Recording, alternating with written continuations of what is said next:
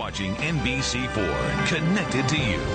Live from the area's leading news station, this is News 4 at 5.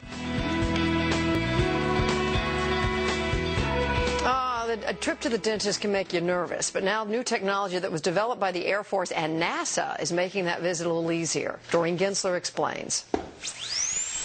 You know, I was the type of person that feared coming to the dentist. Good morning, Talitha. How are you? So when 41-year-old Talitha Stewart found out she had 4 cavities, she dreaded having to spend all that time in the dentist chair.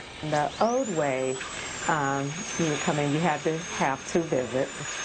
Those 2 visits can take up to 3 hours combined, but now new technology is making it easier for patients who need cavities filled. The benefits for the patient, in my opinion, are overwhelming. We've eliminated a 2-step procedure and now made it a 1-step procedure.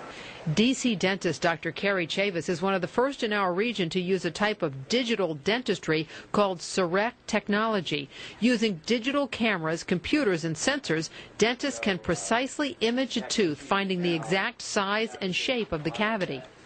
That picture is then translated to the computer, and through the programs that we have on the computer, we are then able to design the correct restoration for that tooth.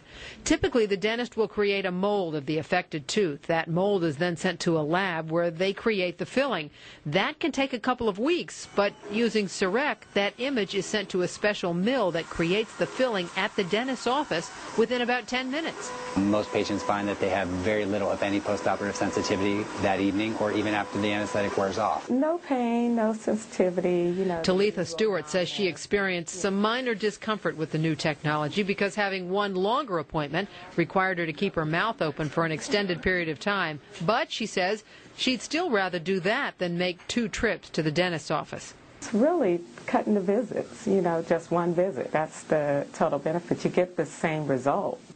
Doreen Gensler, News 4.